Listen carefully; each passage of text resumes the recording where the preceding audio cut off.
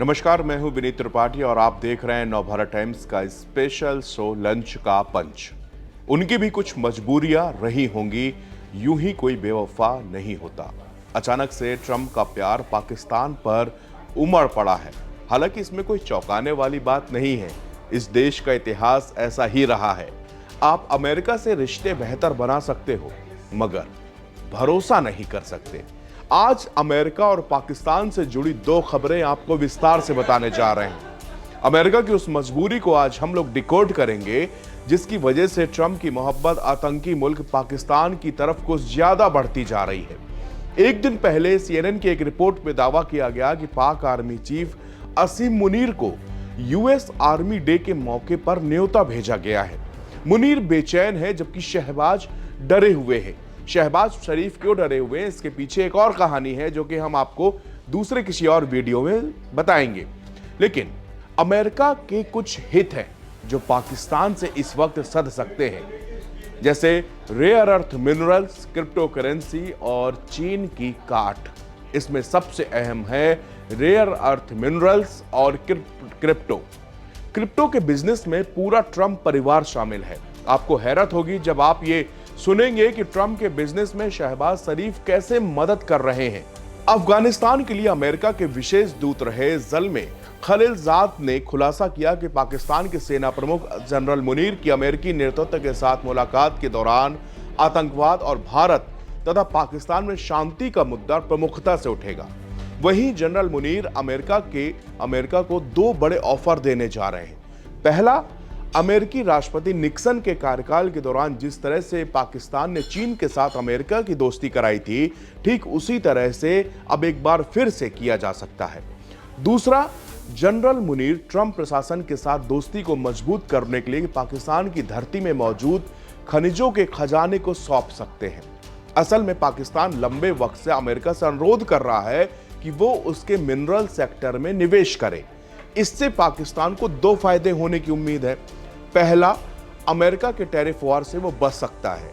दूसरा, बलोच विद्रोहियों पर लगाम लग सकती है। पाकिस्तान अपने रेको दिक कॉपर और सोने की खान में हिस्सा देना चाहता है। ट्रंप प्रशासन ने खनिजों की सप्लाई चेन को चीन से इतर बढ़ाने के लिए पाकिस्तान में निवेश की इच्छा जताई। इससे पाकिस्तान बेहद उत्साहित भी है। वहीं ऑपरेशन सिंदूर के दौरान ट्रंप की मध्यस्थता के ऑफर से पाकिस्तान बेहद खुश है। ट्रंप के इस ऑफर को भारत ने खारिज कर दिया था। पाकिस्तान की कोशिश है कि अमेरिका की मदद से भारत पर बातचीत के लिए एक बार फिर से दबाव बनाया जाए। हालांकि भारत ने किसी प्रकार के दबाव से पहले ही साफ इनकार कर चुकी है। माना जा रहा है कि अमेरिका पाकिस्तान पर आतंकवाद को रोकने के लिए भी दबाव डाल सकता है।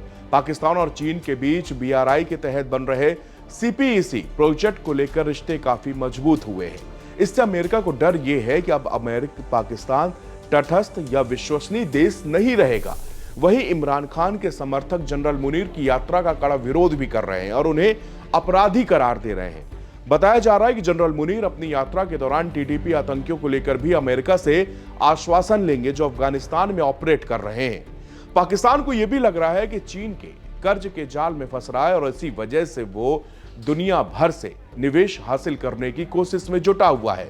पाकिस्तान के पास सोने और कॉपर के अलावा रेयर अर्थ भी है, जिसकी चीन के साथ चल रहे तनाव के बीच अमेरिका को तत्काल जरूरत है। अगर पाकिस्तान रेयर अर्थ को अमेरिका के हवाले कर देता है तो इससे चीन भी भड़क सकता है। अब हम आते हैं क्रिप्टो के बाजार में। करीब 20 दिन पहले दैनिक भास्कर की एक रिपोर्ट में प्रकाशित हुआ था। इस रिपोर्ट के मुताबिक ट्रंप और उनके परिवार द्वारा समर्थित क्रिप्टो बिजनेस का नया ठिकाना पाकिस्तान बनने जा रहा है। इस कंपनी की कमान खुद पाकिस्तान के प्रधानमंत्री शहबाज शरीफ के बेटे सलमान शहबाज के हाथों में होगी। दुबई में बनी एक संदिग्ध ब्लॉकचेन फर्म हाईलैंड सिस्टम्स के जरिए यह सारा नेटवर्क खड़ा किया जा रहा है। हाईलैंड सिस्टम्स के मदद से पाकिस्तान सरकार ब्लॉकचेन और क्रिप्टो माइनिंग टेक्निक विकसित करेगी। कंपनी में ट्रंप के बेटे एरिक ट्रंप और पाकिस्तान के टॉप मिलिट्री कॉन्ट्रैक्टर्स भी साझेदार हैं। दरअसल ट्रंप के करीबी निवेशक और क्रिप्टो लॉबी पहले से ही अमेरिका में रेगुलेशन की सख्ती से नाराज है। ऐसे में वो ऐसे देशों की तलाश में है जहां नियम कमजोर हो, ढीले हों और सत्ता से सीधा तालमेल हो। पाकिस्तान इस वक्त ऐसी सभी मांगों का गढ़ बनकर उभरा है। वर्ल्ड लिबर्टी फाइनेंशियल यानी कि WLF ने शहबाज शरीफ द्वारा गठित पाकिस्तानी क्रिप्टो काउंसिल यानी कि PKK से डील की है।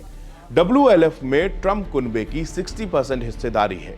ट्रंप के राष्ट्रपति बनने के कुछ महीने पहले ही यह कंपनी लॉन्च हुई थी। WLF ने मार्च में USD1 नामक स्टेबल कॉइन लॉन्च किया जो 18,000 करोड़ के मार्केट कैप तक पहुंचा। WLF ने ट्रंप खुद चीफ क्रिप्टो एडवोकेट हैं। उनके बेटे एरिक भी टॉप पोस्ट पर हैं। इसके अलावा ट्रंप फैमिली के कंपनियों के पास ट्रंप मीम कॉइन का 80% हिस्सा भी है, जिसका वर्थ 1 लाख करोड़ तक पहुंच चुकी है। ट्रंप की पत्नी मेलानिया भी अलग मीम कॉइन लॉन्च कर चुकी हैं। उन्होंने ट्रंप के अमेरिकी राष्ट्रपति के रूप में शपथ ग्रहण करने के बाद जनवरी में एक क्रिप्टो करेंसी लॉन्च की थी। वही बेटे एरिक और दामाद जेरेड कुशवर ने भी क्रिप्टो में अपना बड़ा निवेश किया है। ट्रंप के कुनबे के क्रिप्टो में दांव अब तक उनके अचल संपत्तियों का सबसे बड़ा हिस्सा हो गया है। आतंकवाद पर अमेरिका और दुनिया के कुछ और ताकतवर देशों का दोहरा चरित्र संयुक्त राष्ट्र सुरक्षा परिषद UNSC में भी उजागर हुआ है। पाकिस्तान ने जून की शुरुआत में सुरक्षा परिषद के 2 महत्वपूर्ण सहायक निकायों में गैर स्थायी सदस्य के रूप में महत्वपूर्ण भूमिका हासिल की है। यह उपलब्धि उसे ऑपरेशन सिंदूर के लगभग 1 महीने के बाद मिली। पाकिस्तान अब 1988 तालिबान प्रतिबंध समिति यानी कि TSC का चेयर, 1373 आतंकवाद निरोधक समिति CTC का वाइस चेयर और UNSC की 2 अनौपचारिक कार्य समूहों को चेयर बन गया है। अमेरिका को ही नहीं, पूरी दुनिया को पता है कि विश्व का अब तक का सबसे खौफनाक माने जाने वाला अलकायदा का आतंकी ओसामा बिन लादेन 26/11 के बाद पाकिस्तानी सेना की देखरेख में उसी की धरती पर आराम फरमा रहा था और अमेरिका ने उसे ठिकाने लगाया था। लेकिन आतंकवाद को संरक्षण देने वाले देश को आतंकवाद रोकने के लिए बनी समिति का उपाध्यक्ष बना दिया गया और अमेरिका और उसके सहयोगियों ने शुतुरमुर्ग की तरह अपना मुंह छिपाए रखना ही उचित समझा।